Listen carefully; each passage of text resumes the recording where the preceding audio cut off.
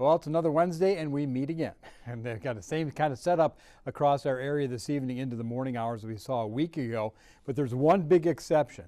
Last Wednesday we had a band of rain-snow mix go through in the mid to upper 30s, followed by a flash freeze. So we had put down a little bit of slush, that froze, and then the snow came on top of it.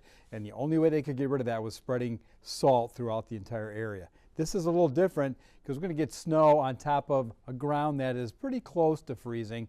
Might get a little icing, and then we'll dump some snow on top of that and blow it around. So radar is starting to see the leading edge of some of this moisture, and this is at 4 o'clock.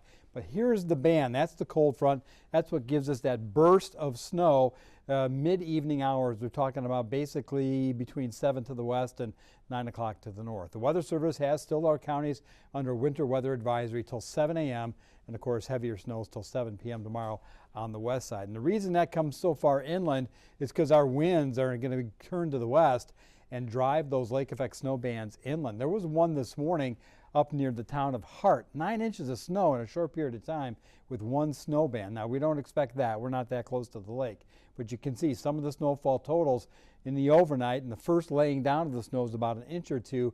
In some areas may go above that, 3 or maybe 4. Hard to measure because it's going to blow around. But the burst of snow coats the ground, probably 1 inch, maybe 2, and then these bands set up. And right now the heaviest snow band looks like it's going to set up right across the center part of the state. So we're watching all of that. Plus, in addition, we've got wind chills. So we're talking about that first thing in the morning, and those wind chills look to be very, very cold.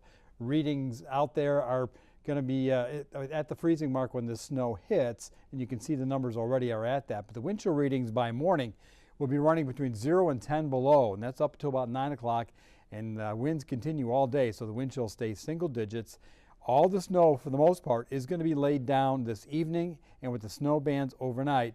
Through the day tomorrow, very little additional snow. Might even see the sun, but it's going to be a blowing and drifting issue. So one big difference between last Wednesday, Thursday, and this one is the fact that we don't going to have that big icy coating on the bottom of the roadways, but there still will be slick spots and that snowfall.